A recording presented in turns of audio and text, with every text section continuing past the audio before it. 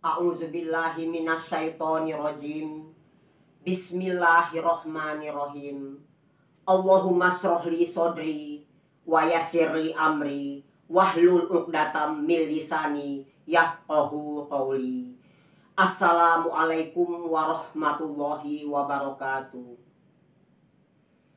Penonton yang berbahagia, pendengar yang setia, jumpa lagi bersama saya di malam yang berbahagia dan bersejarah ini, malam Senin tanggal 24 April 2022.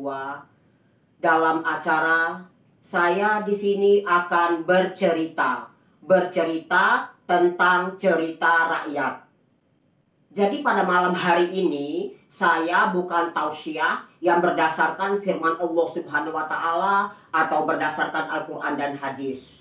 Tapi ini adalah cerita rakyat. Semoga ada manfaatnya bagi kita semua. Hadirin yang berbahagia, tema saya pada malam hari ini adalah cerita yang sangat menyedihkan sekali. Yaitu judulnya mengambil tema yaitu Juwita Jelita yang Malang. Juwita Jelita yang Malang. Inilah kisahnya. Juwita Jelita yang Malang adalah seorang gadis dusun, bukan gadis desa ya, gadis dusun bunga desa yang sangat amat cantik sekali. Ia menjadi rebutan di dusun terpencil tersebut karena kecantikannya yang luar biasa. Banyaklah pemuda-pemuda dusun itu yang tergila-gila kepada Juwita Jelita. Namun cinta mereka semua ditolak secara halus oleh Juwita Jelita. Di mana pada akhirnya Juwita Jelita ini dipersunting oleh seorang juragan empang yang kaya raya. Penonton yang berbahagia, pendengar yang setia, hari berganti, bulan berjalan, tahun pun beralih. Akhirnya mereka pun dikaruniailah 5 orang putra dan putri. Kelima orang putra dan putri ini tumbuh beranjak dewasa. Namun mujur tak dapat diraih, malang tak dapat ditolak.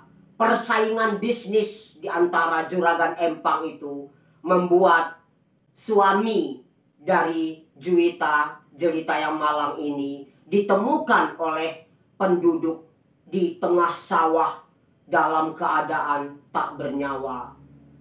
Pisau masih menancap di dadanya. Tak diketahui siapa pembunuh daripada juragan empang tersebut. Hadirin yang berbahagia, sejak kepergian suami tercinta tersebut, yang sampai saat Juwita Jelita menghembuskan nafas terakhir, tak diketahui siapa pembunuhnya. Maka Juwita Jelita pun membesarkan kelima orang anaknya dengan penuh rasa cinta dan kasih sayang. Ia besarkan kelima buah hatinya itu dengan memeras keringat banting tulang. Tak tahu siang, tak tahu malam, ia bekerja. Yang penting pekerjaan itu halal. Penonton yang setia, dari kelima putra putri Juwita Jelita ini, hanya 2 orang yang sayang, berhati mulia, yang mau merawat Juwita ini setelah Juwita ini beranjak tua, bukan lagi muda, ia sudah tua renta. Karena selagi ia muda, ia bekerja banting tulang, tak kenal lelah. Ia makan seketemunya saja, sehingga tubuh dia pun sudah ringkih. Akhirnya ia sudah sakit-sakitan. Penonton, putra sulungnya ini memiliki seorang istri yang sadis, ganas, kejam, jahat. Ia ular berkepala 2. Dikala ada suaminya, ia rawat mertuanya dengan penuh rasa cinta dan kasih sayang. Seolah-olah ia betul-betul menyayangi mertuanya itu. Tetapi manakala suaminya itu pergi bekerja, ia aniaya mertuanya itu tanpa belas kasih. Mertuanya itu karena sudah tua, sudah renta, ia hanya di tempat tidur, MCK di tempat tidur. Istri ini pergi bekerja, kerja pagi, pulang sore. Sang suami juga demikian. Jadi setelah istri ini pulang, jam 4 sore dia pulang itu, dia melihat kamar itu bau pesing, bau dan sebagainya. Sehingga ya namanya orang sudah tua renta ditinggalkan dari pagi sampai sore, walaupun dipakaikan Pampers para penonton yang setia, tentunya ia merasa risih. Sejak pagi sampai sore nggak diganti-ganti. Rumah itu dikunci. Bayangkan kejamnya seorang wanita yang tega menganiayanya itu. Kalau ia pulang dari bekerja, ia masuk kamar. Apa yang dia kerjakan para penonton? Wanita durjana ini, biadab manusianya ini, mencubit paha mertuanya itu sampai biru-biru. Sehingga nggak kuat lagi menahan sakit. Tidak ada suara lagi mertuanya itu karena rasa sakit. Biru-biru memar semua ini pahanya itu. Ini cerita rakyat. Kalau ada yang merasa melakukan perbuatan itu, ini adalah cerita rakyat. Insaf dan sadarlah sebelum ajal menjelang. Karena apa yang kamu lakukan terhadap mertua kamu akan kamu rasakan juga oleh anak-anak kamu. Kamu akan mengalami karma yang luar biasa kalau hal itu terjadi pada yang bersangkutan. Karena ini sekali lagi saya tekankan, ini bukan berdasarkan firman Allah ataupun sabda Rasul, tapi cerita rakyat. Jadi begitu kejamnya ia. Kalau suaminya sudah pulang, ibu kandungnya itu sudah bersih, sudah digantikan pampersnya, perlaknya sudah dielap, sudah bersih. Nah, bagaimana halnya dengan yang kedua? Putra kedua, jadi 2 putra, 3 putri. Putra keduanya ini, para hadirin sekalian, ini suami istri, dua-duanya ini adalah pengusaha yang sukses. Harta berlimpah ruah, rumah, ternak, mobil, motor, tak terhingga. Namun kikir, medit, pelit luar biasa. Jangankan terhadap orang lain, terhadap saudara-saudaranya saja, ia tidak mau membantu. Ia punya anak gadis semata wayang yang disekolahkannya, kuliahkannya di luar negeri, mencapai gelar S3. Jadi seluruh hartanya itu ia pergunakan, terutama istrinya, untuk shopping-shopping berfoya-foya. Dia hanya merawat diri yang istrinya itu, sang suami juga demikian. Pada suatu hari, para hadirin sekalian, terdengarlah berita duka cita. Nun jauh di sana, dari luar negeri sana, ia mendapat berita bahwasanya putri semata wayangnya yang sudah diwisuda S3, yang siap kembali ke Indonesia, mati ketabrak mobil. Mendengar berita duka cita itu, para penonton pendengar yang setia, seketika itu juga ayahnya, yaitu anak ibu yang kedua tadi, karena ia gendut betul badannya besar gendut, memang dia menderita penyakit yang lemah, mungkin jantungan kali, kena serangan jantung, mati di tempat. Yang istrinya pingsan. Setelah pingsan ibunya itu, kemudian begitu dia sadar, dia ingat lagi kepada anaknya, terus menangis, ngurung diri. Akhirnya lama-lama dia menjadi gila dan dirawat di rumah sakit gila, di rumah sakit jiwa. Itulah azab bagi putra kedua Juwita Jelita tadi, yang tidak pernah merawat ibunya, tidak mau mengurus ibunya. Air susu ibunya dibalas dengan air tuba.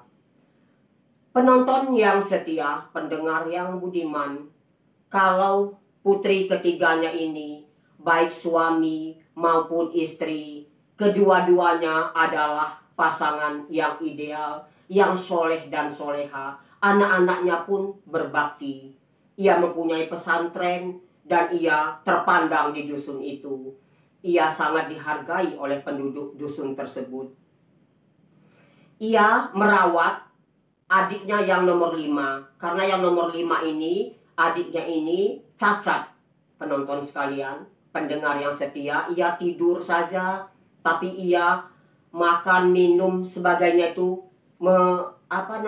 perlu bantuan khusus, kebutuhan khusus. Jadi dirawat, dia diletakkan di suatu kamar. Siapa yang merawatnya? Putri ketiganya ini. Gadis bungsu tadi tidur terlentang saja, makan, minum dan sebagainya. Dengan ikhlas pasangan suami istri ini yang punya pondok pesantren itu, merawat adik kandungnya, wanita bungsu tadi. Ia ikhlas, ia rela, ia ridho. Anaknya banyak, pesantrennya ada banyak anak asuhnya, tapi tidak pernah mengeluh. Nah, para hadirin sekalian, yang keempat bagaimana? Yang keempat ini kalau yang perempuannya baik, tapi suaminya itu adalah penjudi. Lelaki yang suka mabuk-mabukan, yang suka main tangan, salah sedikit dipukul oleh dia istrinya. Pada suatu hari, para hadirin sekalian, penonton yang berbahagia, pendengar yang setia, sang ayah ini, suami daripada putri yang keempat ini tadi, berada di kebun yang rimbun itu. Dia sedang meraut bambu ia raut, ia membuat, kalau orang Ogan bilang itu rungkok yang dibawa di kepala, di punggung itu, tapi besar sekali. Datanglah anaknya yang bungsu itu bertanya, "Pak, untuk apa Pak rongkok sebesar itu?" katanya. "Rongkok sebesar itu," kata dia. "Ini," katanya, "kalau bahasa Jawanya, aku Arab ngogowo Mbah Putri neng hutan arep guang. Mbah Putri mau ojo Pak, mesake karo Mbah Huti.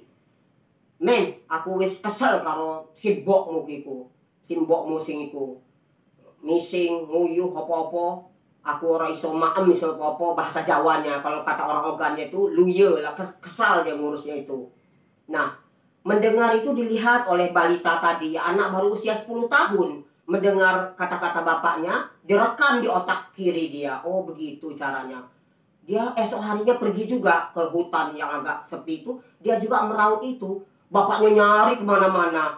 "Kemana anakku ini? Tole, nang di kuele. Tole nggak temu-temu. Akhirnya ditemukanlah dia di hutan itu. Ditanya, "Kamu sedang apa?"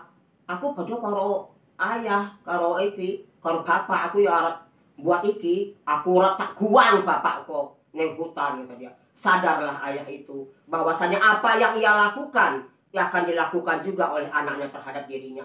Hadirnya berbahagia, pada suatu hari putra sulungnya ini mengumpulkan saudaranya yang 4 itu. Mereka bermusyawarah untuk menempatkan ibu yang malang ini ke panti jompo. Mereka bermusyawarah, akhirnya hasil musyawarah memutuskan bahwa ibu ini akan diletakkan di panti jompo yang sangat jauh sekali.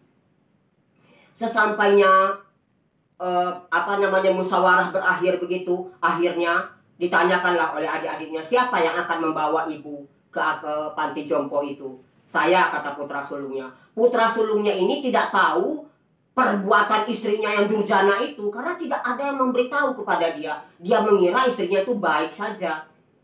Jadi mereka bermusyawarah untuk membuang simboknya ini ke panti jompo, tapi dengan cara seolah-olah akan dibawa jalan-jalan, ditipu gitu ya, diperdaya.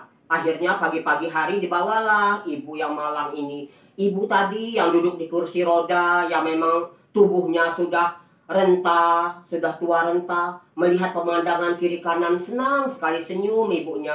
"Alangkah senangnya, saya sudah lama tidak pernah berjalan-jalan seperti ini," kata dia. Akhirnya sampailah dia di panti jompo tersebut. Para pendengar sekalian, penonton yang setia, sesampai di sana diserahkanlah kepada panitia, kepada pengurus itu. Barulah ibu tadi sadar. Nangis dia, si ibu tadi. "Le, aku di nengkene le. Aku arah Bali le."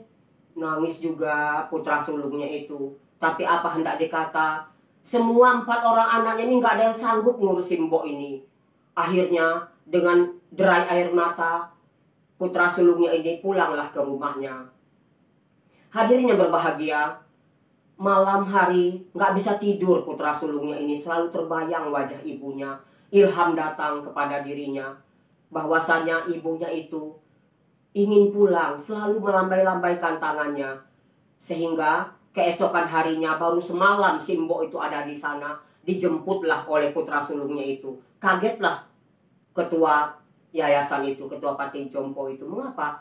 Katanya, "Kau akan letakkan di sini." "Tidak ibu, maafkan saya sudah bayar ini full semua kebutuhannya, tapi saya akan membawa ibu kandung saya." Melihat anaknya datang, ibu jompo ibu jompo ini tadi memeluk anaknya sekuat-kuatnya. Ibunya tadi bukan lagi ditaruh di kursi roda, digendong oleh putra sulungnya ini, dibawanya ke mobil, kemudian dibawa pulang ke rumahnya. Sesampai di rumahnya, barulah dia tahu bahwasanya mengapa ibunya tidak mau ikut bersama dia. Putranya bercerita, perilaku kelakuan ibu seperti ini. Akhirnya dengan tegas putra sulungnya ini menceraikan istrinya dan dia hidup bersama ibu kandungnya sampai akhir hayatnya. Dengan doa ibu kandungnya, maka anak-anaknya semua sadar dan datang mengurusnya. Tidak ada dendam di hati seorang ibu. Ibunya mendoakan agar anak-anaknya semua menjadi ahli surga. Tidak ada satu duri pun yang menyucuk kaki anak-anaknya. Tidak ada derita yang akan ditanggung oleh anak-anaknya. Doa ibunya, ya Allah, ampuni anak-anakku, kembalikan ia ke jalan yang benar. Sebelum ibu menutup mata, semua anak-anaknya berkumpul dan melepas kepergian ibunya. Kini ibunya telah tiada, namun anak-anaknya telah hidup rukun dan damai. Mereka semua selalu mendoakan ibunya. Dan ibunya pun dengan tersenyum meninggalkan alam fana ini. Sekian, wassalamualaikum warahmatullahi wabarakatuh.